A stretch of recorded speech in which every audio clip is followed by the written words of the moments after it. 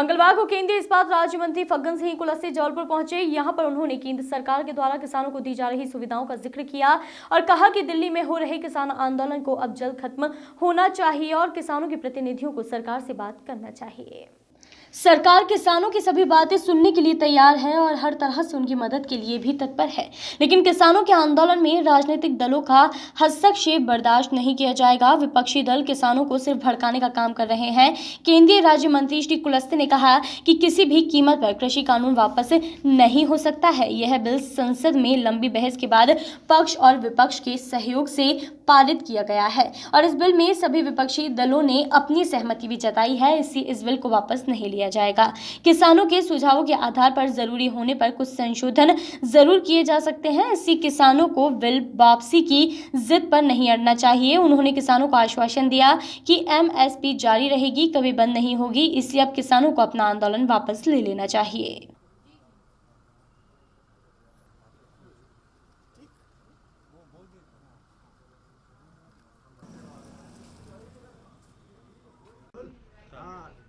Sir लगातार किसान जो है आंदोलन पर बैठे हैं, क्या वजह है कि समस्या का हल नहीं निकल पा रहा है? ना किसान मानने तैयार है ना सरकार। भाई देखिए, सरकार कोई नीतिगत निर्णय करती है तो आम जनता और किसानों के हित में निर्णय सरकार ने किया है। अब किसी व्यक्ति को हमारे निर्णय से या सरकार के निर्णय से कोई तकलीफ है, हमने किसानों के लिए फैसला किया है, किसानों को अधिकार दिया है, किसानों की स्वतंत्रता के लिए। तो किसान आंदोलन में राजनीतिक पार्टी के लोग शामिल हों, ये तो ठीक नहीं है। और जिस विषय को लेकर के वो बात कर रहे हैं, हमारा तो साफ कहना है कि अगर किसान कोई अच्छा सुझाव देते हैं तो सरकार उस पर विचार करेगी और हम हर बात सुनने के लिए तैयार हैं।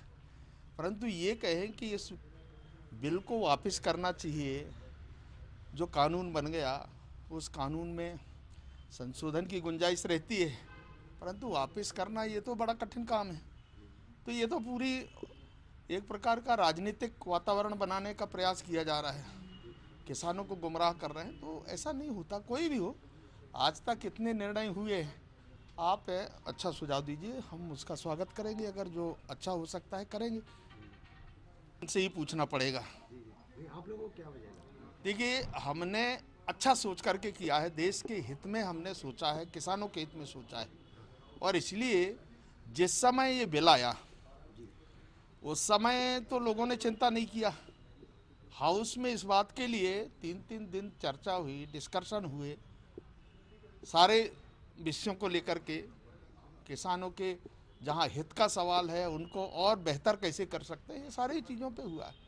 और ये इतना बहस होने के बाद ये बिल पास हुआ है, तो ये कहना ठीक नहीं है कि इसको वापस करना। जहाँ तक एमएसपी का सवाल है, सरकार ने एमएसपी डिक्लेयर किया है। ये देखना चाहिए पीछे पन्ना पलट करके कि पिछले समय यूपीए के समय में, कांग्रेस के टाइम में एमएसपी के रेट क्या थे, आज उसमें कितना इजाफा हुआ है।